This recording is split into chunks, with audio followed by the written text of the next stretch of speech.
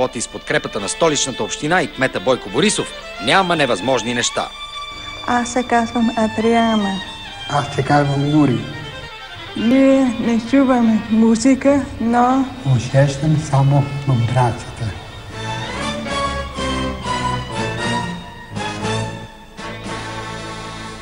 Тяхната диагноза е глухота. Оглушели са в ранна детска възраст и това нещо не може да се промени. Още от малки са много енергични, много обичат музиката, много са запалени по танците. Танцът е много важен в моя живот.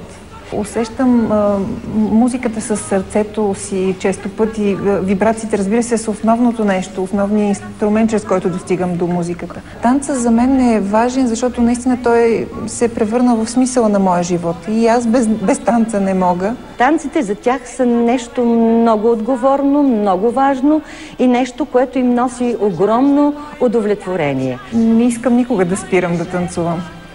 от 2 месеца работя с тези прекрасни момчета и момичета.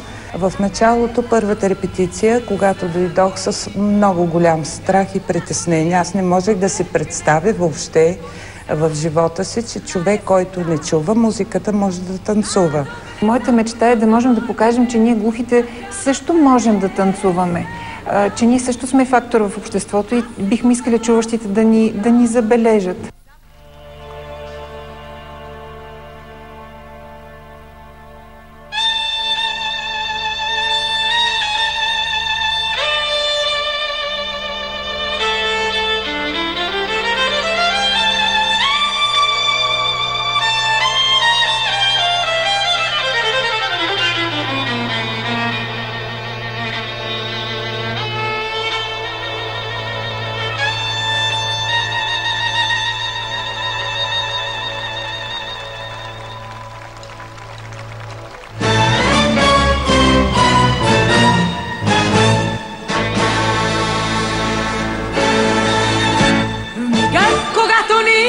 Помръкнем като лица на есента, когато внезапно замлъкне дъха на песента. Към нас се втурва глас, тогава забравен глас. Ала от кого? В своето вълшебство ми грабвам едно експрес танго. Сред нощен спомен разпилява рози, една карета, 2 надежди вози. Любовен плясък пак над пътя плува, в една карета любовта пътува. Към нашата жажда кой протяга чаша и кой нашепва, че нощта е наша. В една карета любовта пътува, в една карета аз и ти сами.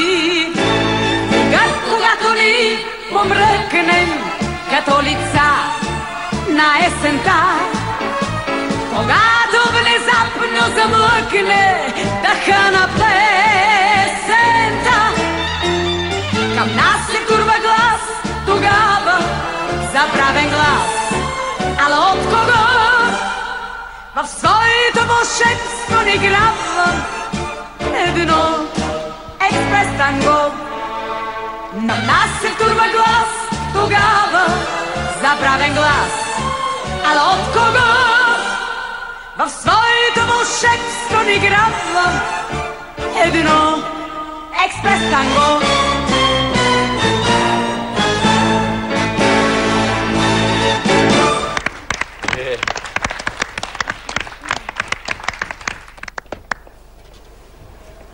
Беше страхотно направо.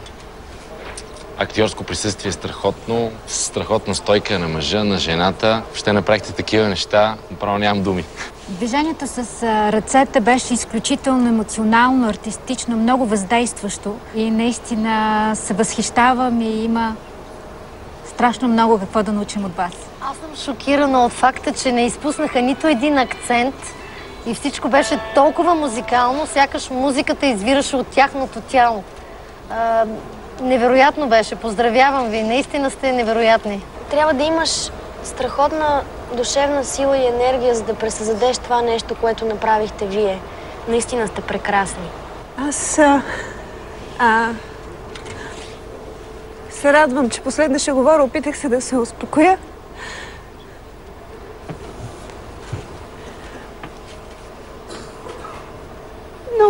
Много беше велико това.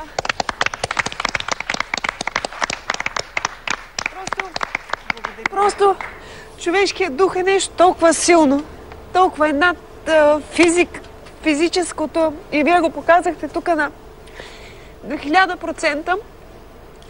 Аз имам някаква бегла представа какво е да не чуваш, защото на мен ми се случи това и имах период в живота си, в който не чувах въобще. Сега не чувам с едното си ухо. И аз абсолютно не бих имала психическата сила и желание да танцувам. А вие не танцувате, вие просто много хубаво го каза. Музиката извираше от вас. Тя не беше отвънка, тя беше вътре във вас. Това беше уникално. Много ви благодаря.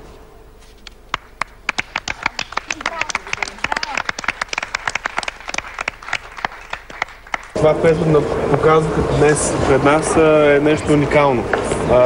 Те са лишени от едно от най-важните сетива в танците. Изтанцуваха танца така, сякаш те го притежават в 10 пъти повече. Тази сцена страшно много радост ми донесе. Да, много съм щастлив и благодаря. Танцувайте!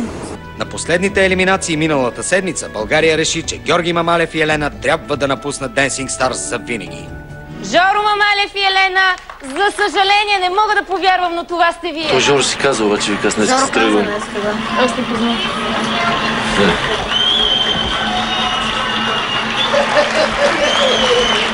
Той си кефи. Пие една студена вода. Студена вода.